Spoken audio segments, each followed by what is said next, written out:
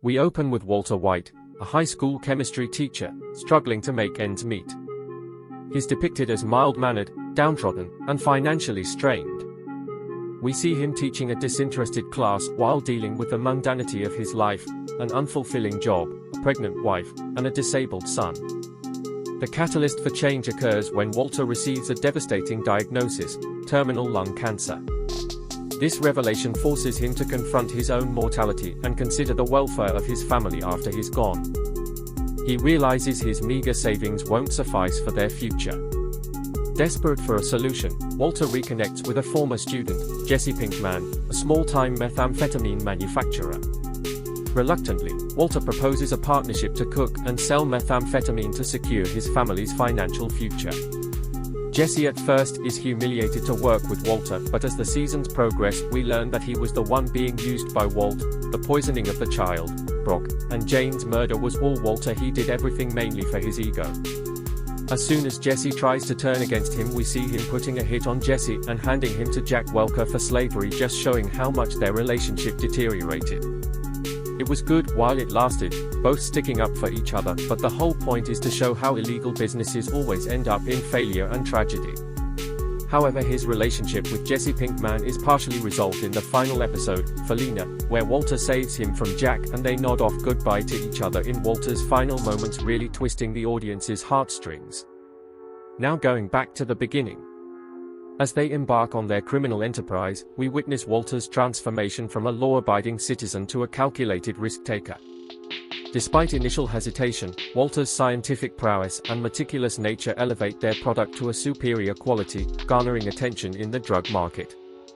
His intelligence is remarkable as he outsmarts everyone that gets in his way. He becomes a threat to even his family, sort of a monster, but still sort of moral mostly. With each batch of meth they produce, Walter delves deeper into the criminal underworld, adopting the alias Heisenberg. He becomes increasingly ruthless and manipulative, willing to eliminate anyone who poses a threat to his operation. The lines between right and wrong blur as he rationalizes his actions for the sake of his family's future, which turns out to blend more into his own interests, by the end completely ruining his family's love and affection for him. This is the reason it is called Breaking Bad. As Walter's reputation grows, so does his ambition. He expands his operation, recruiting more dealers and solidifying his position as a methamphetamine kingpin. His wealth and influence soar, allowing him to provide for his family beyond his original intentions. However, Walter's newfound power comes with consequences. He faces opposition from rival drug cartels, law enforcement agencies, and even his own associates. His actions have dire repercussions, leading to collateral damage and strained relationships with those closest to him. As Walter's empire crumbles around him, he's forced to confront the consequences of his choices. Betrayed by former allies and pursued by law enforcement, he realizes the futility of his pursuit for power and redemption. In a moment of clarity, he seeks to make amends with his family and rectify his past mistakes. As Hank finds out he is Heisenberg, it seems everything would come to a close. In a dramatic climax, Walter confronts his adversaries head-on, sacrificing himself to ensure the safety of his loved ones. His journey, from a humble teacher to a notorious drug lord, culminates in a moment of self-realization and acceptance of his fate. However, his brother-in-law Hank is killed in the final episodes by Jack, who is looking for Jesse, sent by Walter. However, Jesse was with Hank, and as Hank fights back, him and his partner Agent Gomez are killed. No matter what Walt says, Jack refuses and ends up killing Hank in cold blood.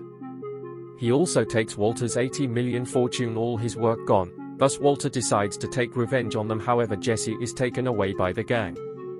This is concluded as Walter turns 52, now changed his identity, and on the run he makes sure his son Walt Jr. gets his scavenged $10 million fortune that he managed to get back. As he does this, he builds a machine gun and meets up with Jack's gang to talk business. He enters in and sees Jesse, and as soon as he sees him they collide on the floor as Walter presses a button mid-fall and obliterates the gang. It turns out a bullet had hit Walter and Jesse wants revenge, so he holds up a gun to Walt and says, "Say the words, say you want this." Walter replies, "I want this." Jesse notices the blood and shouts, "Then do it yourself," throwing the gun tears. They give each other a nod as Jesse disappears in a car, seemingly happy to be free. Walter goes on to the meth lab and bleeds to death in the place he is most used to enjoying. In the aftermath of Walter's demise, his legacy lives on. His actions reverberate through the lives of those he touched, leaving a complex legacy of both destruction and redemption. The world he once inhabited is forever changed by his presence, a testament to the depths of human ambition and the consequences of one's choices. The story concludes with a reflection on Walter's transformation, a cautionary tale of the corrupting influence of power and the fragile nature of morality. Despite his flaws and shortcomings, Walter White's journey serves as a poignant reminder of the complexities of the human experience and the enduring struggle between good and evil.